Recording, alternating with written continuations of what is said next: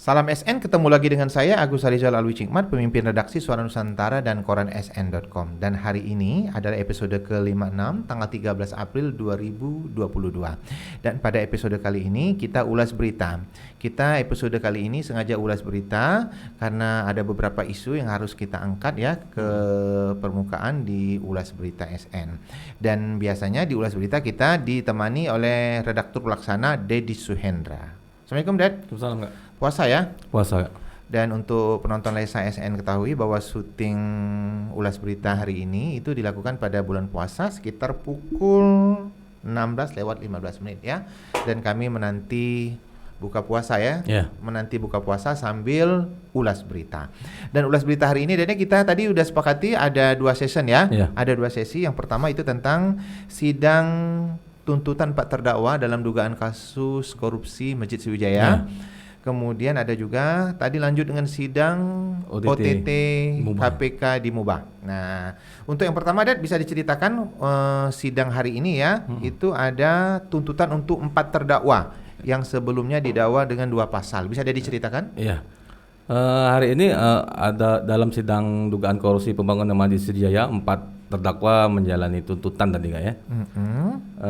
Dari 2 pasal yang sebelumnya didakwakan yaitu pasal 3 dan pasal 2 ayat 1 Undang-Undang Pemberantasan Tindak Pidana Korupsi.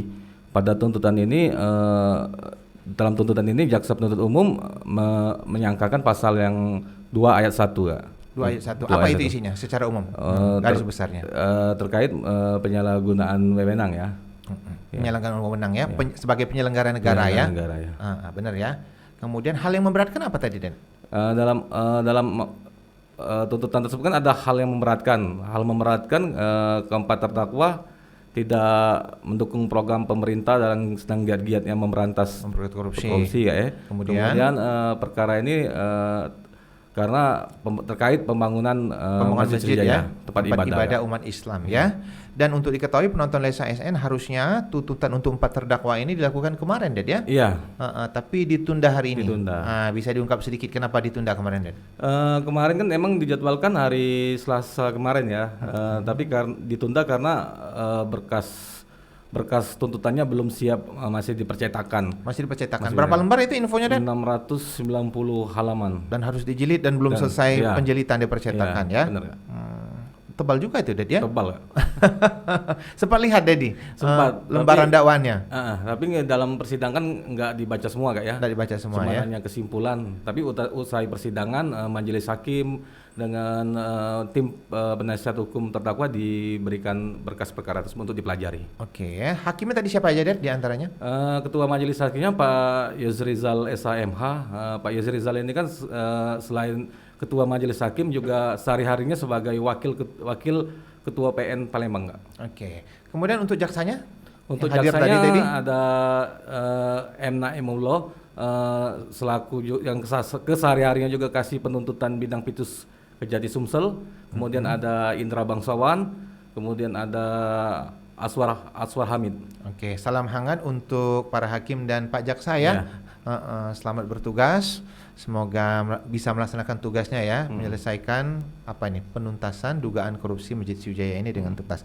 Kemudian apa yang menarik lagi dalam persidangan tadi Den? Sidang tuntutan tadi Den? Dalam persidangan tersebut kan jaksa penuntut umum membacakan tuntutannya kan. Di mana dalam tuntutan tersebut jaksa menilai bahwa perbuatan keempat terdakwa ini telah terbukti secara sah melakukan dugaan tindak pidana korupsi secara bersama-sama. Terkait hal tersebut tuntutan yang didakwakan ya pasal 2 ayat 1.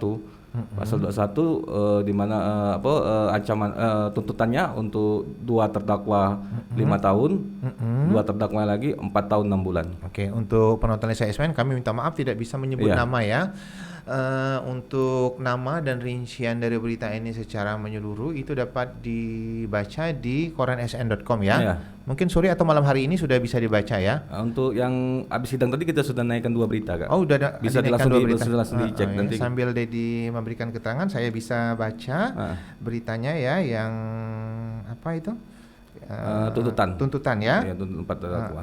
Kemudian sidang tadi terbuka untuk umum Ded ya? Sidang terbuka untuk umum Kak.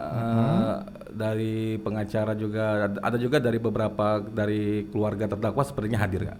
Oh, keluarga terdakwa juga hadir Iya. ya. Tapi untuk terdakwanya mengikuti persidangan secara virtual dari dalam rutan kan karena posisi mereka sudah ditahan. Oke, penonton SN untuk berita yang persidangan dugaan korupsi Masjid Sriwijaya ya, yang dengan agenda tuntutan hari ini, yang sudah terbit, sudah ada 2 Ded ya? 2 Kak.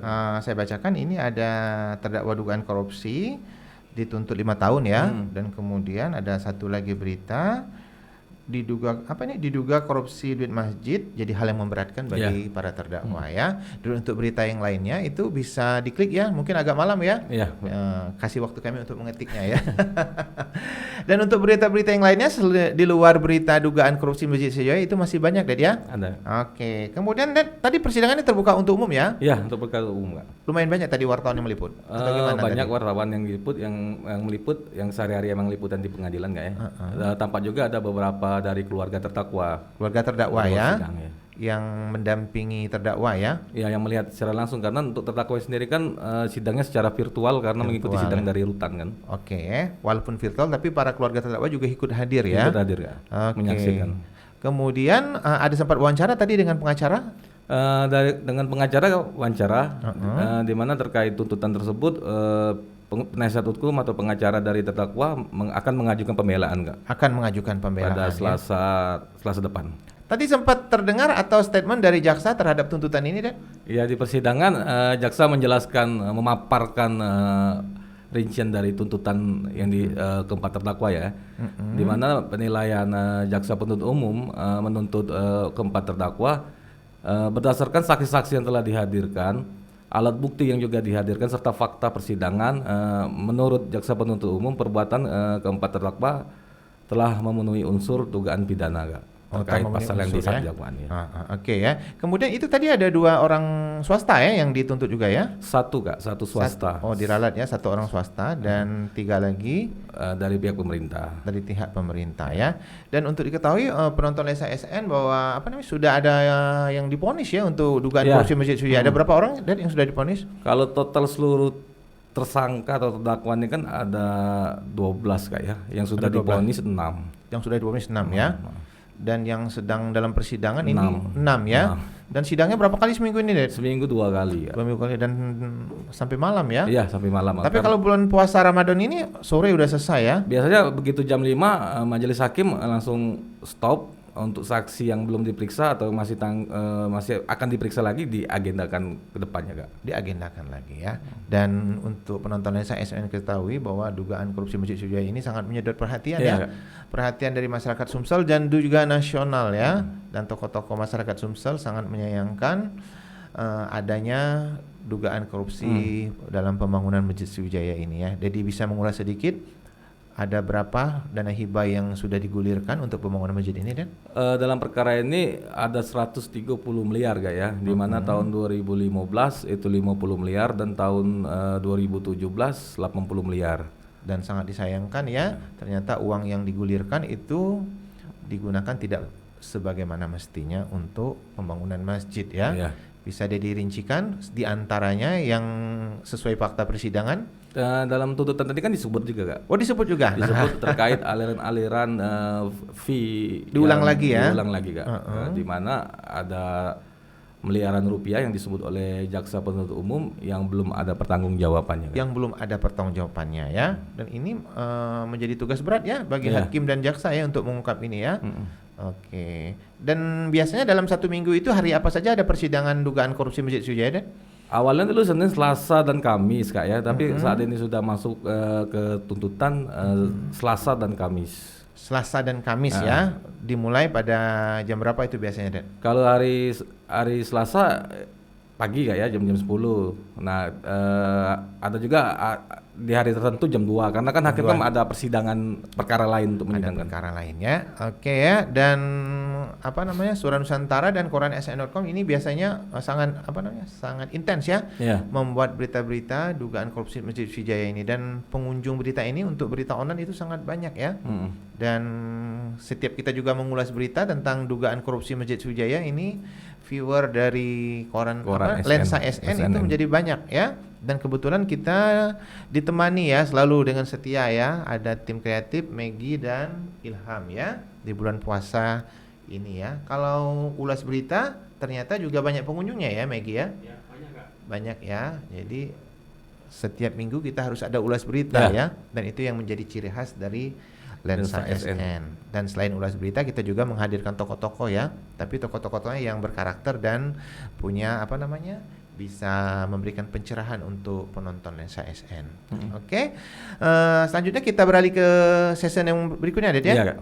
Tadi ternyata sebelum sampai di kantor ada Dedi sempat meliput sidang OTT KPK di Muba. Iya, Kak. Nah, bisa diceritakan dikit ini, Ded? Dalam persidangan OTT KPK di Muba ini kan ada 3 terdakwa, Kak ya. Hari ini masih pemeriksaan saksi untuk pembuktian dakwaan jaksa penuntut umum KPK. Di mana ada saksi yang dihadirkan pegawai dari kontraktor yang diduga memberi fee dalam perkara tersebut, Kak. Dan terungkap tadi ya di persidangannya? Iya, benar, Kak. Di apa nih itu? Dipaparkan ya? Dipaparkan dan ditampilkan di layar monitor ya? Layar monitor barang bukti. Tadi saya sempat lihat ada aliran transfer ya? Iya, benar, Kak. Begitu banyak ya, berbaris ya? Ya, dan ternyata KPK sudah merekam atau mendeteksi ya? Aliran transfer ya, dari seseorang ke seseorang ya. Benar. Dan penonton Lensa SN kami nggak bisa menyebut nama ya. Nanti silakan mengklik ya koransn.com. Pada malam hari mungkin habis berbuka puasa sudah selesai ya. Berikut juga foto-fotonya. Dan untuk diketahui juga ya, untuk kita flashback ke belakang tadi, untuk ulas berita dugaan korupsi Masjid Jaya nanti ada foto-foto ya yang akan kita sajikan ya, Maggie. Ya. Nanti itu tentang foto-foto suasana sidang ya. Oke, balik lagi ke OTT KPK Muba. Yang menarik tadi apa, Dan? Selain tentang aliran fee. Ya, terungkap dari berupa catatan itu, Kak, terungkap total fee yang diberikan pihak kontraktor tersebut totalnya 3,6 miliar, Kak ya. 3,6 miliar untuk fee aja? Iya, untuk fee. Karena pemberian fee ini kata jaksa penuntut umum KPK dengan memberikan fee izin proyek, maka depan si kontraktor mendapatkan proyek, Kak. Dan diungkap juga sejak kapan praktek ini dilakukan? Kalau di sidang sebelum-sebelumnya sudah lama, Kak ya, setelah diungkap oleh jaksa penuntut umum KPK. Kalau untuk hari ini hanya mendalami terkait persidangan aliran fee tersebut. Oh, hanya aliran fee ya. Dan mungkin para wartawan juga kaget ya. Ya. Begitu banyaknya ya. Berapa tadi? 3,6 miliar. 3,6 miliar ya. Saya sempat lihat tadi ada beberapa aliran transfer ya. Sempat terfoto juga oleh Dedi ya. Tapi untuk foto itu tidak kami tayangkan di Lensa SN ya. Untuk Maggie ya. Kita cukup tayangkan di koransn.com ya. Dan mengulas sedikit tentang korupsi bukan dugaan ini, OTT KPK di Muba ini sangat tidak diduga ya, Den ya. Dan orang-orang yang diperiksa pun sudah banyak sekali ya. Jadi bisa menceritakan beberapa orang yang diperiksa, Den? Ya, dari tahap penyidikan kemarin kan udah sejumlah saksi diperiksa, ada pemeriksaannya di Brimopolda Sumsel, Kak. Kemudian ada di KPK di KPK, hingga akhirnya berkas perkara dinyatakan P21 lengkap tahap 2 dan disidangkan ya. Dan OTT KPK Muba juga sangat disayangkan ya, karena sebelumnya di periode kepala daerah Muba yang sebelum juga terjadi OTT KPK Muba ya. Dan ini yang di periode sekarang ya, yang kedua sangat kalinya disayangkan ya. Dan mungkin kita juga masih sebagai wartawan ya, kita menanti mungkin ada beberapa fakta persidangan lain ya.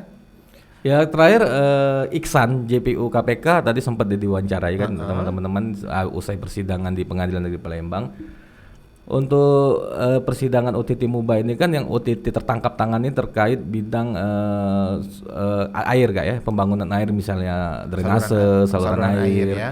Nah, di Dinas PU sendiri kan banyak bidang-bidang jalan, jembatan, segala macam itu masih didalami. Ada 40 proyek Muba kemarin ya. Benar, Kak. Pernah kita buat beritanya ya. Ada 40 proyek di Muba yang masih didalami KPK ya. Ini masih digali terus di persidangan oleh. Itu ada statement dari JPU tadi. Jaksa penuntut umum KPK Iksan, Kak. Iksan ya.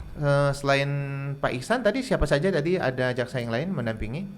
Timnya, Kak, dari tim KPK-nya. Ada ya. Kemudian tadi hakimnya siapa tadi, Dan? Hakimnya, ketua majelis hakimnya kalau untuk ini Pak Yos Rizal SHMH. Oke, dan persidangan terbuka untuk umum tadi ya? Terbuka untuk umum. Dan untuk sidang ini juga banyak wartawan yang meliput ya? Banyak, Kak. Banyak wartawan karena ini juga menjadi pusat perhatian ya. Oke, tim kreatif udah berapa menit kita, Dek? Sudah hampir 15 menit. Oke, 15 menit Den ya. Kita Ya. udah di ujung ulasan berita nih Den. Kita untuk ulas berita hari ini cukup di 2 sesi saja ya. Tentang dugaan korupsi Masjid Sriwijaya dan OTT KPK Mubah. Dan biasanya setiap ulas berita kita ada quotes ya. Quote kita sore ini adalah jangan membuat keputusan pada saat kau emosi. Demikian dari saya. Jangan lupa untuk like, comment, share dan subscribe kanal YouTube Lensa SN agar informasi menarik dari Lensa SN tetap tersebar merata di bumi Sumatera Selatan. Demikian dari saya. Wassalamualaikum warahmatullahi wabarakatuh.